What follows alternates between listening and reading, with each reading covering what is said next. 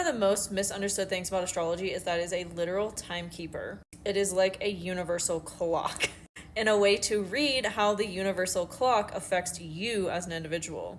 Let's take the birth chart as an example. It is a snapshot of where everything was when you were born. So this person, without even knowing their birth time, I can assess, oh, their sun's in the 6th house. They were born after sunset and before midnight.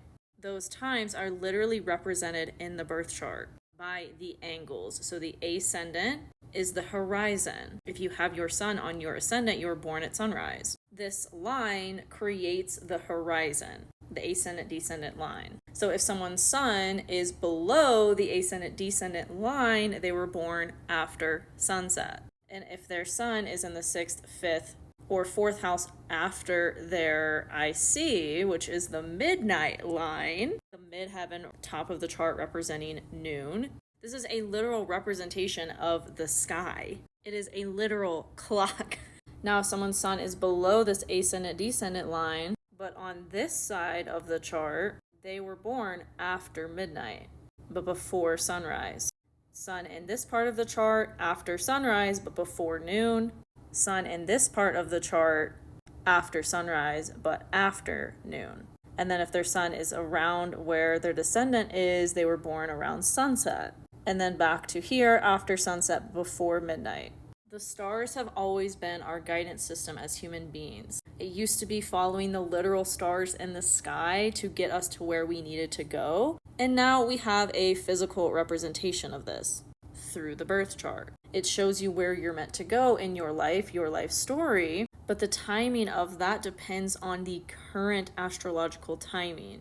We call that the transits. We can see this most drastically with where the moon is day to day. Right now, the moon is in Leo, about to move into Virgo. So for Capricorn risings, the focus of their emotional mood is going to be on transformation, other people's resources, debt, taxes, real estate, or just an overall sense and need to bring back joy into their everyday life and have a more playful approach to vulnerability or intimacy, all 8th house themes. Then when the moon moves into Virgo, the focus of the Capricorn rising will be on their belief systems, their ideologies about life, philosophies of life, maybe on international travel or on learning something new, on organizing and putting things together. That's the day-to-day focus, right? Because the moon represents our emotional moods and how those change day to day. But for the next couple weeks, the Capricorn rising's focus will be also on their work life, their routine, their health, because we're in Gemini season and so much is moving through Gemini in their 6th house.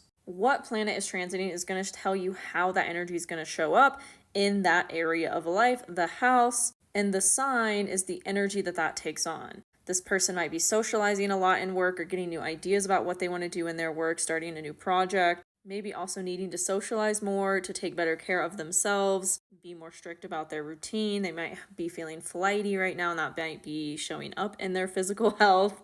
And that, in a nutshell, is what astrology is for, to tell you about your specific timing, ultimately, to guide you to the direction that you're meant to be headed.